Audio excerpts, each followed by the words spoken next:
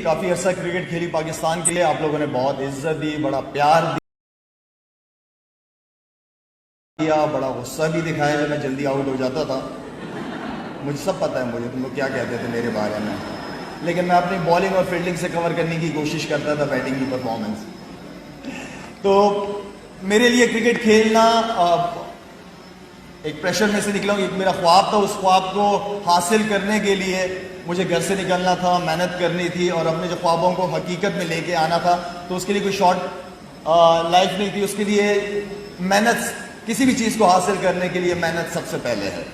नेक नियति ईमानदारी के साथ किसी भी चीज़ को आपने दुनिया ज़िंदगी में हासिल करना है, उसके लिए मेहनत सबसे इम्पॉर्टेंट है।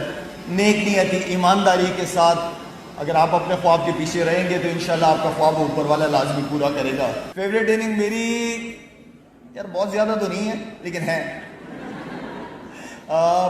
2009 का वर्ल्ड कप बहुत इंपॉर्टेंट था। इसके अलावा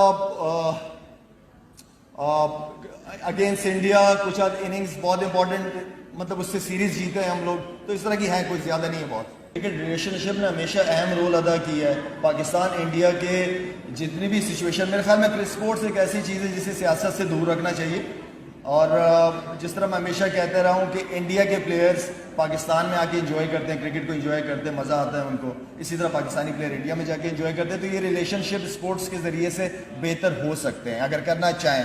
if there is a will there is a way. अगर नहीं करना चाहे तो फिर किसी तरीके से भी नहीं हो सकता। शौक रखते हैं ये तो बताओ पहले। Very good.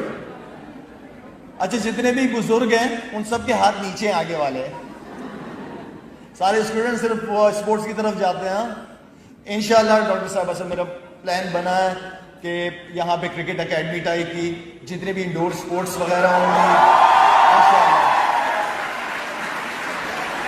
अब इसमें कितना टाइम लगेगा मुझे नहीं पता, मुझे नहीं पता कि डॉक्टर साहब फाइनेंशियली कितनी स्ट्रांग है, लेकिन ये है कि ये पूरा कैंपस जो है वो डोनेशन से नहीं बना। इन्होंने खुद अपनी जेब से ये पूरा इतनी खूबसूरत बिल्डिंग, इतनी ज़बरदस्त आलीशान बिल्डिंग अपने खुद से फाइनेंस